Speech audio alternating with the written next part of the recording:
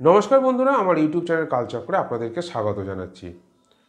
আজকে 2025 সালের 1 জানুয়ারি। নতুন বছর আপনাদের জীবন সুখ স্বাচ্ছন্দ্যে ভরে উঠুক, এই কামনা ঈশ্বরের কাছে জানিয়ে আজকের ভিডিওটি শুরু করছি। আজকে আমার একজন সাবস্ক্রাইবার বন্ধু বলেছিলেন, আচ্ছা দাদা, সবসময় কি বগলা দিয়েই মা বগলার মন্ত্রেই কি স্তম্ভন করা যায়? বগলা দিয়েই কি শুধু শত্রু নাশ করা যায়? আমি বলেছিলাম না, ভৈরব দিয়েও শত্রু নাশ করা যায়, দুর্গা দিয়েও শত্রু নাশ করা যায়। কারণ সব থেকে বড় উদাহরণ হচ্ছে মা দুর্গা মহিষাসুর মর্দন করেছিলেন বা মহিষাসুরকে হত্যা করেছিলেন, ধর্ম রক্ষা করেছিলেন। তেমনি চামুণ্ডা দিয়েও করা যেতে পারে, তেমনি শনি গ্রহ, কেতু গ্রহ, রাহু গ্রহ দিয়েও কিন্তু শত্রুকে নাশ করা যেতে পারে, কারণ এইসব গ্রহদের কিন্তু চালান কর্ম আছে। শ্রীকৃষ্ণ করতে পারে, নৃসিংহদেব শত্রু নাশ করতে পারে, বরাহদেব করতে পারে, উচ্ছিষ্ট চাণ্ডালিনী দেবী করতে পারেন, প্রত্যঙ্গিরা দেবী করতে পারেন। মারণের দেবী হচ্ছে ভদ্রকালী, শত্রুনাশের দেবী হচ্ছে ভদ্রকালী, তিনিও করতে পারেন।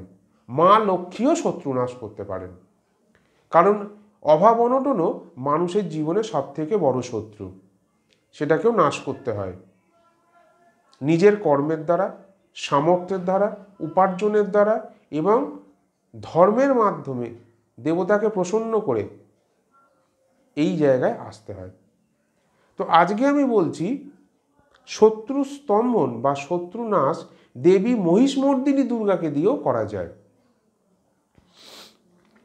এই ক্রিয়া করতে গেলে আপনাদের অনেক বেশি সংখ্যক জপ করতে হবে। কম করে প্রত্যেক দিন 1008 বার মন্ত্র জপ রুদ্রাক্ষের মালায়, প্রাণ প্রতিষ্ঠাযুক্ত রুদ্রাক্ষের মালায় করতে হবে। নিজের গুরু অনুমতি নিয়ে কাজটি করতে হবে এবং নিজের গুরু পরম্পরাগত যে কেউ করলে কিন্তু নিজের গুরুর অনুমতি, নিজের গুরু পরম্পরাগত যা যা নিয়ম আছে তা মেনটেন করতে হবে, তা মেনে চলতে হবে। এবং শত্রুর নাম বলে, কারণ আপনাকে শত্রুকে চিহ্নিত করতে হবে যে এই আপনার সাথে বদমাইশিটা করছে। তা না হলে মম শত্রু, আপনি জানেন যে আপনার সাথে কোনো একটা শয়তানি চলছে, কেউ আপনার সাথে শত্রুতা করছে, কিন্তু আপনি বুঝতে পারছেন না যে এই 5 জনের মধ্যে বা 10 জনের মধ্যে কে করছে। তখন মম শত্রু বলে করতে হবে জপটি।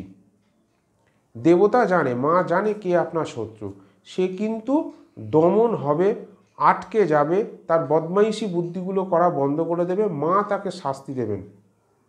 এবার মন্ত্রটি বলে দিচ্ছি, কারণ এই মন্ত্রটি করতে গেলে প্রথমে যথাসম্ভব ঘট স্থাপন করে, তন্ত্রোক্ত বিধানে ঘট স্থাপন করতে হবে। যথারীতি উপাচারে মহিষমর্দিনীর পূজা করতে হবে ঘটের মধ্যে।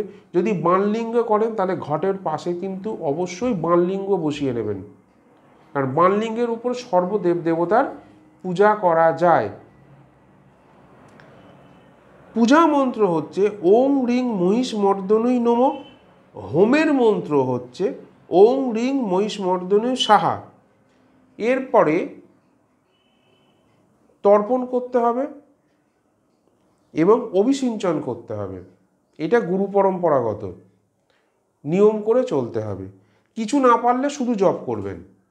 মায়ের পায়ে মা দুর্গার একটি ছবি নিয়ে নেবেন বা শিবের কাছে মায়ের নামে ফুল বেলপাতা দিয়ে আপনার সামর্থ্য মতো জল, বাতাসা, মিছিরি যেটা আপনার সামর্থ্য দিয়ে ধূপ প্রদীপ জ্বালিয়ে মনের ভক্তি সহকারে নিজে ভক্তি মায়ের চরণে নিবেদন করে কাতর প্রার্থনা করে যে মা, আমি কিচ্ছু জানি না, তুই আমার মা, আমি তোর সন্তান, আমাকে রক্ষা কর বলে মায়ের কাছে প্রার্থনা করে জপ শুরু করবেন।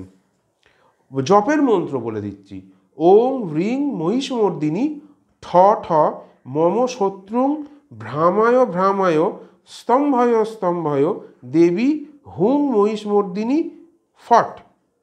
আবার বলছি, ওং হ্রিং মহিষমর্দিনী ঠ ঠ মম শত্রুং ভ্রামায় ভ্রামায় স্তম্ভয় স্তম্ভয় দেবী হুং মহিষমর্দিনী ফট। মম শত্রুয়ের জায়গায় শত্রুর নাম জানা থাকলে শত্রুর নাম বসিয়ে দেবেন। যদি একাধিক শত্রু হয় বা শত্রুকে আপনি চিহ্নিত করতে পারছেন না, জানেন না, তাহলে মম শত্রু বলেই মন্ত্রটি জপ করবেন, রুদ্রাক্ষের মালায় জপ করবেন। দেখবেন কিছুদিনের মধ্যে আপনারা সুফল কিন্তু পাবেনই পাবেন। তো তো বন্ধুরা, দেখা হচ্ছে পরবর্তী ভিডিওতে। নতুন বছর সকলে আপনাদের ভালো কাটুক, আনন্দে থাকুন, সুখে থাকুন, নিরাপদে থাকুন। আজকে এখানেই ভিডিওটি শেষ করছি। Bye bye.